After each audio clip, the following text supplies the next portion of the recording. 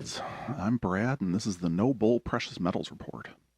If you like what I'm doing, don't forget to like, share, and subscribe. Now, without any ado whatsoever, let's jump into the market overview provided by FinViz and the future market dashboard that they have on their website. I really encourage you to check them out. I've used them for years, and they give me no financial incentive for saying this or pimping their product or anything else. But they give a great overview of what's going on in the various markets, and I like to use this for the futures dashboard, and I normally keep this up all day.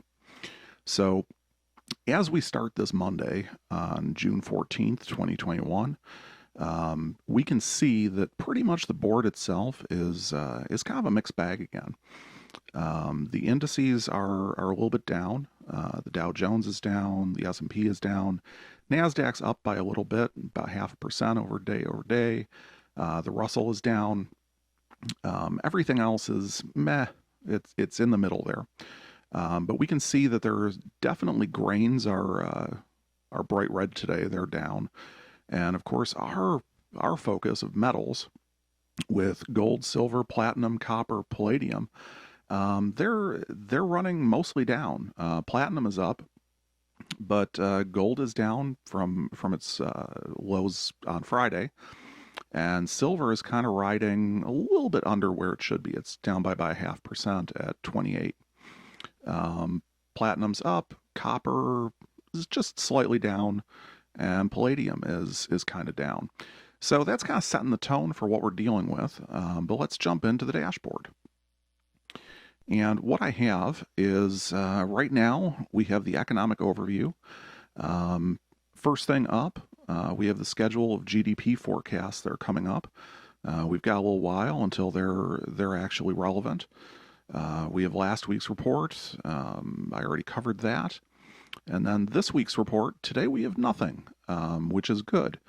On tomorrow, we have a busy day with retail sales excluding autos, producer price index, the Empire State Manufacturing Index, the industrial production, capacity utilization, business inventories, and the NAHB Home Builders Index.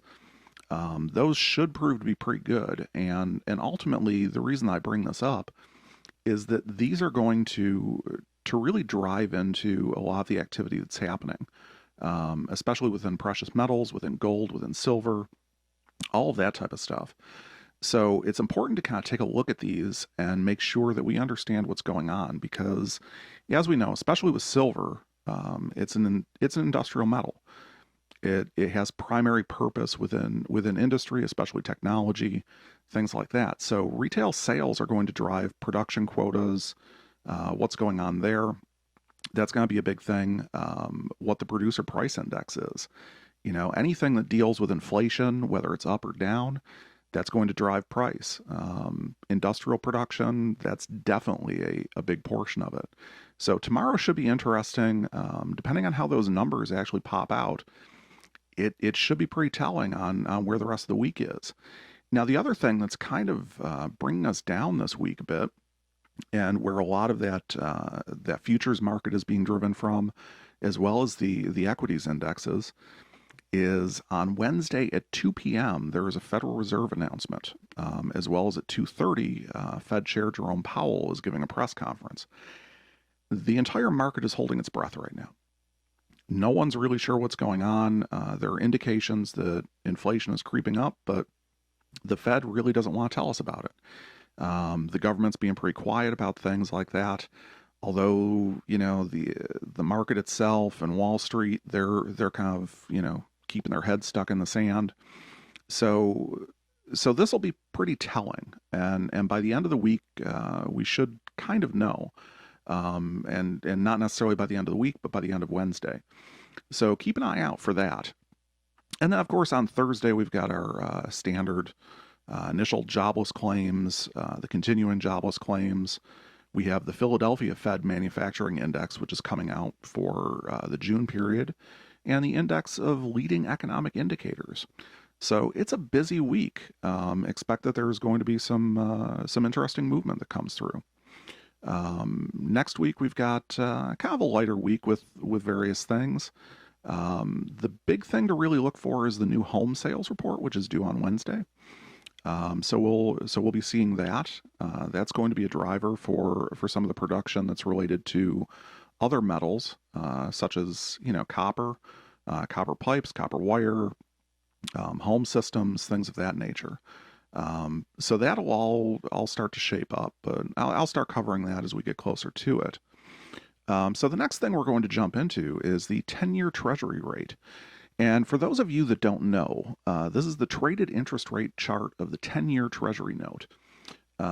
It's the baseline that's used by Wall Street in communicating outlook on policy over the long-term time horizon. 10 years is about where they want to see it.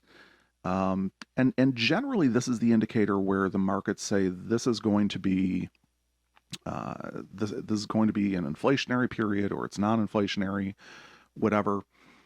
And it's always a kind of a difficult indicator to predict, because although we are running lower, and especially as we start looking at the average and the median interest rates over the last 3 months, which is what this chart shows, we have normal interest and we have abnormal interest. And when the Treasury rate goes up, generally we start seeing that equities become a little bit weaker.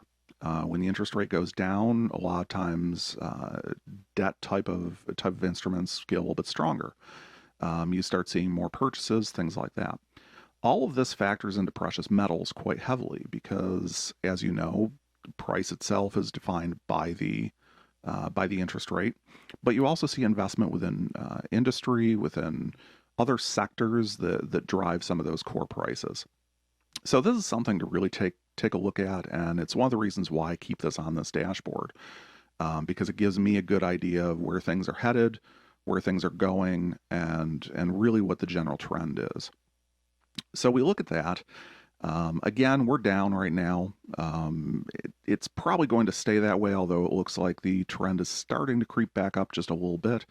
But we're still under, we're still under 1.5%, which, that's not really that great. It's not really that bad. But we'll continue to watch it. Next thing, we're looking at the gold and silver ratio. And the gold and silver ratio is the market versus retail. So on the market side of things, this is a key indicator that shows the strength relative between gold on spot and silver on spot. So how many ounces of silver does it take to actually have a ounce of gold? And again, the blue line at 66.56 right now currently is pretty good. Under 70 is really tends to be pretty strong in these current circumstances. But we've seen that decline, and we can see that as we kind of move from June 10th all the way through to the current day. June 10th, we were, just a little bit under 68. Now we're, just above 66, and it's still on the decline. And that's occurring because, gold price has been kind of declining a little bit, whereas silver has roughly remained the same. Now, if we look at the retail side of things, that's the black line at the bottom, we can see really the same movement. But what I compare that with is the average retail price of an ounce of generic silver with the average retail price of an ounce of generic gold. So that's actually premium to premium. And what we're seeing is that's actually about 58.43. So generally, I've come to the conclusion that's about, you're looking at about a 10-ounce difference that really occurs between these. So this is something that I like to keep track of. It really doesn't mean a lot. It's more of a leading indicator of where things are headed, what kind of those movements are in the middle of things. So moving on to the Fed reports, this one I'm not going to spend too much time on today because there's not a whole lot that's going on. But one of the things to really note is something that I also track on the macroeconomic scale is the M1 and M2 period. And what this report shows is those current M1 and M2 levels for money in the system. And what that means is that it's really all of the outstanding cash that exists in demand deposits, money markets, things like that that are really accessible cash within the overall economic system.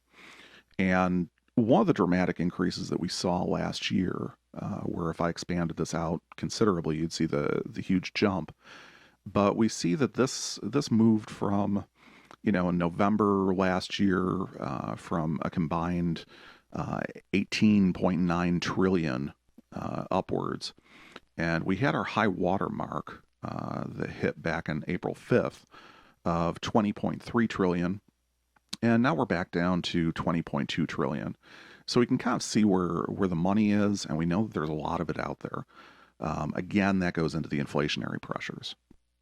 So moving into that, let's start circling into actual things that deal with silver and the markets themselves. And I showed this last week, but I'll show it again. And what this is this is the market sentiment. And there are a few things that you have to understand about this, because this is a pretty complex chart and can be pretty confusing at first glance. And we have to look at a few different pieces of background on this to really make sense of what it's telling us. And the first is that traders of a certain size and activity, they have to be registered and are required to file weekly reports on what their active positions are. Now, the traders that are in existence on this report fall into two distinct groups. They're the funds, which are typically long, so they're on one side of the equation, and then there are the speculators, who are typically short. Together, they comprise both sides of the buy-sell transaction. So the shorts are really selling, the longs are buying. Within each group, each long and short can be up to 100% committed into either one of their respective positions. They're not in practice, but basically what this means is that on this chart, the entire y-axis of this, over on this percent side, they would go from a negative 100 all the way up to a positive 100. And that constitutes how much level of activity that they actually have. Now, what I do with this is I look at all of that data, I can boil it down into just their net positions. So I take away all of the longs on the speculators, and I take away all of the shorts on the funds, measure it up, and do a comparison on it. Now, what I've also done is I've applied a net sentiment to how this goes. And the net sentiment is really where we're seeing, net funds, net speculators. And that's the line that I'm tracing up above, as well as the line that's tracing down below. And in between, there's this shaded color. It's actually white, but it's a little bit translucent on this display. That shows an algorithm that I've created that kind of highlights where things are going and where people are really treating all of this. So this defines for me a net sentiment of where traders feel about a specific metal or a specific asset or something like that. And then along with that, I've quantified an average from that of basically a rolling average that comes through and says, okay, where is everything moving? And as we can see, this is something that from last week, this was the June 1st numbers, the sentiment was at negative 17. So that means that there was a lot of people who were looking to buy, or looking to sell rather, with an average sentiment of negative 12. Now over today, as of Friday's report, we're at a sentiment of negative 14. So that actually increased. There were less people that were looking to sell, but more people that were looking to buy. So what that means is that essentially the demand is increasing, which is a good thing. I mean, demand increasing in the face of supply drives prices up, assuming everything is equal. So this is one of those other indicators that just goes into the basis of trying to figure out, where's price going to be next week, or even tomorrow, or the next next month or something. It's not perfect, but again, it's all in context. You have to take a lot of different information, filter it together, put it in, and say, okay, what can I draw from this? What's the information that I can draw from it? So that's kind of where I put that with silver, and we can see the demand is starting to increase a little bit. Now, if we shift that over to gold, we can see kind of the same thing. Now, gold, as of last week, we're at a negative 13.3 for sentiment, and the mean was at negative 12. When the mean and the actual tend to get close to each other, that's where you start finding a little bit of balance. And again, we're not seeing a significant change. I mean, this week we're seeing the mean is bumped up negative 12.67 from that negative 12.66, and the actual sentiment going from last week, negative 13.39 to negative 13.3. So again, there's not a lot of change, and we should actually note that within the price of gold. We've kind of seen that there isn't a lot of demand that's spiking price or anything like that, and it shows that really the traders who are the whales of the market are really taking kind of a balanced position on things, and they haven't done too much of a change. The net position hasn't moved that much. So that's something that's indicative of what we're seeing. It kind of proves, anything that was there. So if you take a look back at what I did last week, any of the videos, anything like that, showing kind of the consistency in gold, it's going to kind of align with what the sentiment market or what the sentiment graph shows. So let's dig into the markets themselves. And within this, let me zoom in, and I'm just going to focus on this week. So one of the things I want to explain, because I did get some questions about this, is this is a silver market chart. It's a typical multi-day period high-low close chart. It's nothing different really than what you would find on the Kitco site or any of the trading sites or anything like that. What I do, however, is I apply to this a volume-weighted average price indicator. And for those of you who aren't real familiar with it, I'll give you a quick explanation. The volume-weighted average price is just an average. It incorporates volume, though, as well. So as a simple overview, it averages the high, low, and close for each period along with the volume. So for every 5 minutes that I have on this charted out, it's going to take all of those three prices.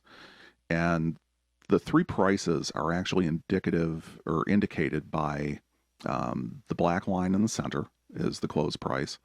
And this yellow band shows where the high and the low price fell for each period. So from that, what it does is it takes all of those, does an average on it, and then it also averages in the volume as well. Because volume is critical for understanding what's going on. Because if all of a sudden you have a period where you have a wide swing between high and low, with an average price that moves, and you have 10 contracts that are traded, that's significantly different than if you have a very wide average or a very wide high-low distribution and say 10,000 contracts traded. Obviously that makes a lot more sense. However, when you look at something such as like a 200-day moving average or a 20-day moving average or something like that, all you're really looking at is just the close price. So you're not looking at actual level of market participation or anything like that. And what happens is you can get wild swings because all of a sudden you have these outliers that fall through, where you might have overnight trading that goes in, and you might not have a significant amount of people who are doing trading over in Europe or Asia or something like that, and all of a sudden you see these wild swings that go on, and it can mislead what's going on in the markets. However, as soon as you start factoring in volume tends to temper that reaction. So as you start seeing more participation during the day in the U.S. markets, then that'll start to build into it, and you'll start to see a leveling of where all of this is. So the actual VWAP itself is that center black line that's not part of the price line. So it's right here where I'm kind of moving my thing, and I will draw a quick circle there, just nope, just around that, um, and kind of explore what that is. Now, the other thing that you'll see on this are the two lines, which are green up top and red on the bottom.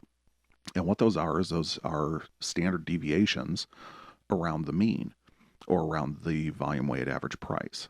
I won't go into a statistics lecture on you, but it's important to realize that as you start dealing with standard deviations, the farther away or the more standard deviations that you move from a volume weighted average price or an average, the more difficult it is, the more of an outlier it is. So if you start seeing a period that is high in volume and the price is moving and it's well above, say, either the plus or the minus standard deviation, the plus or minus 2 deviation band, that's a real strong price indicator that the market is trying to move it to either a different baseline or there's a lot of support to move it that way. So that's one of the reasons why I have those there. Now, these bands are actually calculated off of the 5-day period. So I'm calculating that VWAP through the 5 days. Now, the other thing that I look at as well is the previous day's VWAP and see exactly where that fell, everything else. And you can see where the difference is. So if I start calculating the volume all the way at the beginning of that period and move it all the way through, we see the previous day's VWAP is significantly less than the other VWAP. And we can see that because we had this volume dip right here that occurred and this price dip that also occurred concurrently. The same as when I apply the actual intraday. So just today's data. So on a Monday, it's a little bit awkward because this is actually calculated from 1800 on or 6 o'clock Sunday night up through. So we don't get too much change that goes through because you're still having the same types of prices that are indicative. Tomorrow is actually a little bit better because it actually calculates a little bit further out, and that's just something that it just provides a guideline. It's not anything that's indicative of where price is, but it shows the relative strength of where the market wants to be. Now, right now, we can see that in all cases, silver at its current price is currently riding above all of those volume weighted average prices. So it means that there is strength involved in this market. To what level? Who knows? Tomorrow or even an hour from now, it could be completely different. But it's important to look at all of these things and start to get an idea of exactly what's going on and why it's happening. And it just starts to lead into, do I feel good about today's prices? Do I feel good about tomorrow's prices? Where do I want to be with it? So that gives you kind of an overview of what's going on with this chart that I bring up. Now going into gold, first let's take a look at the challenges between these two. And you can kind of see them here because I don't do an overlay because the price is just way too different and, the charts just get funky when you start doing a direct overlay. But you can see that even over the continuous period, we see the same movements. We see that dip that occurred around 9 a.m. Right around 9 a.m. We saw that dip that occurred also in gold. However, one of the things that's interesting is that while silver is up here and it's actually tracking pretty well with the 5-day VWAP, gold, as of pretty much the 11th on Friday, crossed below, and it continued below, and now it's still riding below. So if we bring this up and we zoom it in to just this week, we look at the same things. We're at 1865.70. We add in the previous VWAP. We can see that gold is riding a little bit high above. There's a little bit of a difference, and we have the intraday again. That's still low, the same way that we saw with silver. There's a little bit more difference between it, but not too bad. But we're riding between really the current period VWAPs and the longer term VWAP. So this is indicating that over a 5-day period, we're kind of riding significantly below. I mean, we're probably, if we were to carry this out, just do some quick estimations on this, eyeball it, we're like -5, somewhere around there on the standard deviations, which, if you're familiar with statistics, central tendency theorem, or even if you happen to be familiar with Six Sigma or anything like that, you start getting into a price range that's definitely considered an outlier. So it's going to be an interesting clawback as gold starts to move forward again. So that's really where we are with the markets. Let's turn over to retail. Oh, nope. Let's turn over to volume. And this is what we can see with volume here. And this is just the standard volume chart. I'll pull it up for this week. We can see that obviously gold is pretty much in its position. And even if we go that 9 a.m. mark, let's take a look at where that was. Yep, 9 a.m. 9 a.m. was that spike. So 54.94 thousand contracts. So 54,000, 55,000 contracts were traded on gold. 22 rounding up, 22,000 contracts on silver, 6,600 on copper. So it was a big volume spike, and we could see where that actually translated into the market and the VWAP movement. So again, anything really between say 40K and 100K in contracts on gold is normally an average daily spike, that type of thing. That's normally where we start to see it. Anything that's really under that tends to be a low volume day. Silver, again, kind of between like 20 and 60. That's about where normal volume kind of lives. So the next thing that I'll go to is this gold, silver, copper volume price change chart. And again, these are just to inform the decisions. So I look at the price charts, and the price charts are indicative of what they are. They have the VWAP on, so I can kind of see what the relative strength is, everything else. But one of the things I like to look at as well is the background information, the fundamental differences that go through, because that allows me to inform my decision making a little bit better on, if I see price movement, how can I calm myself down from that? So if I see a wild swing in price, what is it that I can use to prove to myself that either that's justified the emotion, or whether it's something that I can discount out of hand? And that's what really these charts bring into me. So looking at this, as I've mentioned previously, anything really between, say, -5 and +5, and then the normal range, that's generally where normalcy lies. That's where I expect to see most of my stuff. There shouldn't be much price movement. The volume should be relatively low, things like that. It's when everything starts to get into, say, like this range here, this -2 to +2, and then up to the upper range. This shows that there's a battle in the pricing. So like right here, we have this one that was 80,000 contracts. We had the price 1901, things like that go through it. I just need to switch that quick. So we had 76,000 contracts. 1883 was the price.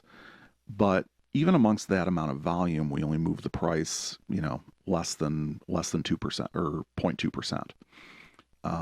So that's kind of a normal range as well. Where we start to see some interesting things is out here in this range.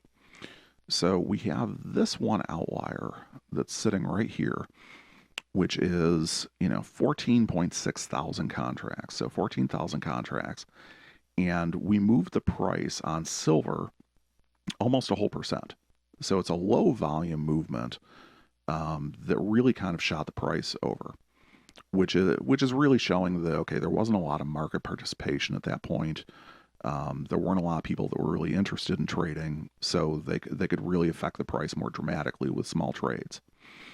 The thing to understand, though, is whenever looking at market-based data like this for volume, it's very difficult to figure out exactly what's going on. We can kind of take the numbers as they are and say, like right here, 14,000 contracts. However, for each one of those points of volume that are allocated or identified within the market data, we have to look at that and say, how many of those were buys? How many of those were sells? How many of those were rebuys? What was the entire chain of transactions that went through that? And unfortunately, that's not something that we know on the commodities market until the following day when the COMEX actually releases their final numbers, because they have to go through the entire accounting of this and say, these were both sides of the transaction, this is exactly what happened, everything else. And all of that data is available, but generally it's something that unless there's something going on, I tend not to dig too far into that. Although I do a survey on that probably about once or twice a week, just to pull that down, see what the actual numbers are, see what deliveries were made, things like that, just to better inform myself on the market. So these are the types of things that volume really reinforces within the price, and you have to understand that if you're going to be playing within the spot market price. And that leads us into the retail market. The retail market itself, now, I do want to give a better explanation of what these charts are, because I did have some questions on it that were asked to me last week. So the first chart is this 3-period average price comparison. Now, both of these pretty much mirror themselves between silver and gold, the way that I look at this. So this is a graph that shows the normalized price per ounce of several key retail items. So like 1 ounce generic, the Austrian Philharmonic, Canadian Maple Leaf, the ASE, the American Silver Eagle, the 10 ounce bar, junk silver, and then I look at a couple of monster boxes as well.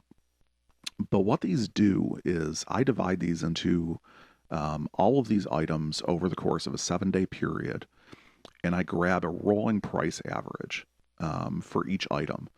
So each item is calculated from the collected data and then averaged across all of those samples for that given period. For example, all junk is averaged for the current week based on all samples from the past 7 days. So when I look at this tomorrow, it's going to be a rolling, 7-day period on this current measure. And I do that for the previous 21 days, essentially. So that gives me an idea of what kind of the average price movement is as things roll through. So as we can see on this, this week we're actually up a bit. Last week we were up a little bit more. Things were okay, but we're starting to see very similar reaction to what we had the previous week. So one of the things that I did note as I was kind of reviewing this before doing the video was everything's kind of moving in its own way. We had 2 weeks ago, and then this week we had roughly similar pricing, things like that. Last week was a little bit different. But the interesting thing was really the American Silver Eagle, the ASE. And the ASE, if I can get this, there we go. The ASE, if we look at it, 2 weeks ago we had 42.53 was the average price. Last week was 42.51, so we had a 2-cent drop. And then this week we're at 42.28. So we actually had, for an ASE, a relatively significant drop. It's not generic silver, but it's getting there. So something to look out for. We're starting to see a little bit of price movement there. Moving down, this average silver item, the silver item average retail price chart is a little bit different. It looks at a cross section of the prices for each period, usually at 15 minutes. That's about when I collect from. And it looks at the past 7 days. Now I calculate the highest price, the lowest price, the mean, and then the median. which provides a good overview of not only when and where prices fall, but where retail market consensus lies. The big thing is really to understand on this, and for me, is the reason that I calculate all of these is because the average price is going to take into account, everything on the high side, everything with the low side. There's nothing that's volume related within this, so it's pure price action. However, where I do start to look at it is within the distribution between the average and the median, to see where the prices are actually moving, because the median is an ordered list pulled from the center. So it's a different type of average versus the arithmetic average. So going through this, I mean, generic isn't too interesting right now, but let's look at that silver eagle. The silver eagle, as we can see, unlike the generic that we just moved past, the median is actually significantly lower than the average. The median is 39.52, whereas the average is that 41.70. And again, the differences between the two charts really come into the way that they're calculated and whether they're a cross section or, more of a time period type of an average. So we're actually riding a little bit closer to the lower on the median price. So chances are, if you do your own survey across multiple different, online distributors, you're going to find closer to that 39.50 mark rather than the 41.70. And the 41.70 tends to get pulled up because I also do survey eBay auctions in as well. And eBay auctions are notoriously more expensive just because of their basically their fee structure and everything else that goes along with it. So something to look for if you're in that market. Now, the next thing that I really throw in here is this silver retail spot divergence chart. And part of this, this chart was created to respond to the ubiquitous statement about premiums. Premiums are going through the roof, premiums are coming down. You see them in all of the groups and anywhere there's a discussion on this. And it's a bit passive aggressive, but that's okay. The facts are facts. One of the things I look at is the 30-day distribution of price as it occurs between spot and retail. And I look at that for, in this case, it's this indigo color. That's the percentage above spot or the percentage below spot, if it happened to be that, and the actual raw dollars that are involved in this as well. So you can see that. And again, if we go with the silver eagle, we can see that, let me do a line here. We can see this is a straight line, and that one shows actually the distribution that occurs. So if we're straight and then we pull it down just to about where it meets, we can see that there is a decline. So prices are declining. So in this particular instance, we can say that for the American Silver Eagle, although it's not a significant amount, premiums are declining, which is okay. So the next thing that I look at on this is these two charts, the silver market to retail and the silver retail variance from spot. And both of these are very, very similar to each other, but there are some notable differences. So the first one is this retail, market to retail. And market to retail was created because there is no good way to determine whether two distinct data points are moving in tandem or independently, especially across multiple, where the price distribution is large. So what I do is I measure their relative movements based off of the performance of price as they've changed over time. And this chart looks at the past 24 hours of price movements and calculates the relative percentage change from the start of that 24 hours as to what it is now. And we can quickly see exactly how quote unquote in sync they happen to be. And generally we can normally tell kind of, if spot is moving, that's what's interesting is that, right off the bat, we saw within the first period, really all of the main prices kind of changed. They diverged a bit. They were a little bit higher. Even as spot was moving higher, these prices were just a hair higher. They moved faster than what spot was moving. However, as we start going on, we can start seeing a larger variance that occurs between the retail prices and the way the spot moves. And the one that's always interesting is the Silver Eagle. I'll throw spot back on. Silver Eagle moves, it has its own little way of moving. And that average price just kind of, does its own thing for the most part.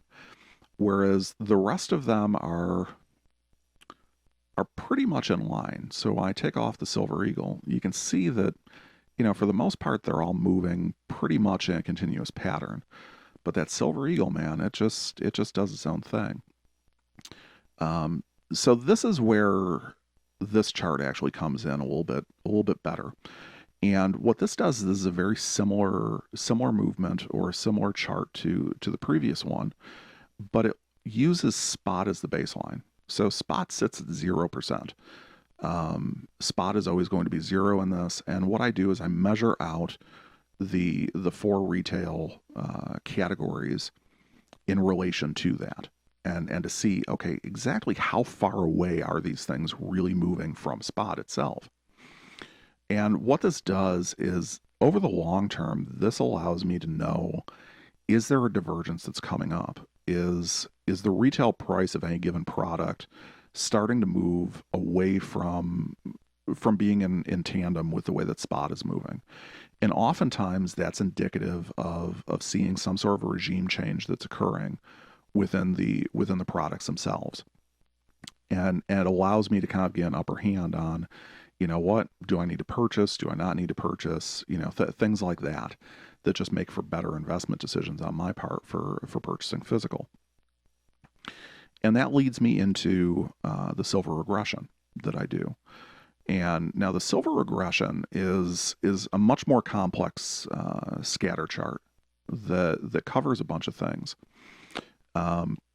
For each selected item, the chart does lay out a lot of data to it, and it takes a little bit to adjust, especially on a quick view. So that's why I'm not really doing much right now with it. I'm just kind of letting you guys absorb this. And it shows the relative correlation between spot and retail pricing first. As you can see, spot's on the bottom, spot's on the x-axis, retail's on the y. And throughout it, there's a lot of other indicators. The size of the point shows the age of the data. The smaller spots, or the smaller markers, are the oldest ones.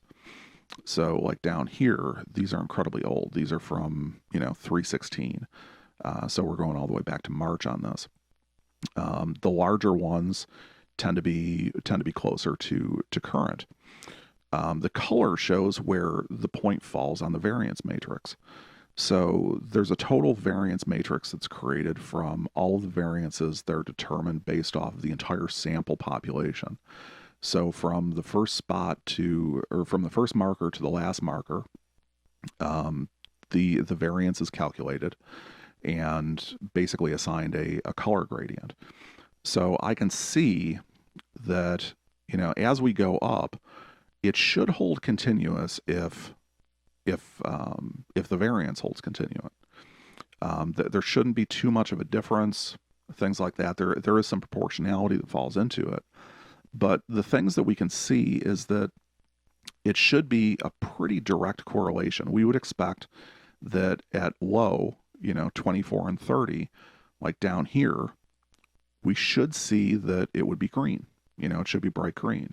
Up here, we should see that it would be bright red, because that would be a very direct correlation of, how that matrix all works. And that's what we would expect in a very, very direct relationship. However, what we see is that's not always the case, is that we are seeing some occurrences, whereas we start getting on in the timeline, where we start getting closer on, spot is going up, retail is going up, but yet we're still seeing a closer variance. We're still seeing this lower amount.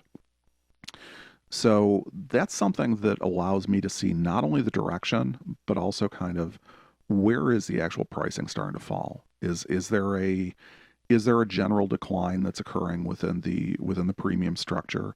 Is there something else that's going on? So if I pull this into just the last 2 weeks, we can see that there's a pretty steady spread all the way across. We have some green, we have some dark green, and we have red, and a few other things that go into it, along with the trend lines that also occur. So this is an interesting thing for generic, and generic is pretty linear all the way through. But let's go to the American Silver Eagle. And the American Silver Eagle is one of those examples that kind of proves what I'm talking about, is that we can see that there are certain stratifications that occur here. We have this strata that occurred somewhere around April, March. We're seeing that through there. We see some of this that occurs through March, but then we get into these ones, which were late April, early May, where we actually adjusted our pricing. We started seeing, well, spot was at 26. Instead of being at, say, the price at 38, we're seeing the price instead at, low 40s. So these are the things to look at with all of this and go through. So if we move over into gold, again, gold is about the same thing. We start seeing the 3-period. Gold is moving pretty consistently, same type of categories, a representative sample of what's going on. We see the average price. We can see a price decline. So if we just focus in on just from, the 13th at 1800, we go through that. We can see that there has been a decline in the price. We see market to retail. Not too much variation. We see the variance from spot. Everything's hovering pretty quick, except for right at, about 12:30 this morning. We saw a quick drop, and that came right back up. Everything started moving about the same way. So again, not too much different on any of this. So that was a quick overview, and probably not so quick by the time I get done looking at this and editing this video, of how I go through the analysis of this and why I'm kind of looking at these charts, giving you a little bit more of an explanation. But yeah, definitely, if you want to find out more, feel free to ask more questions. Hit me up, leave a comment. I do monitor things. I'm happy to dive in further, and I hope that in the coming weeks or so, I'm going to be able to get some interviews with some actual traders who are more professionals at this. Go over a couple of key concepts and some market thoughts, and I got some big plans for the channel, and hopefully you'll stick around, see what goes on. So I do encourage you to like, share, subscribe, hit the notification bell so that you can be alerted when I post these daily. And, I'll catch you on the flip side.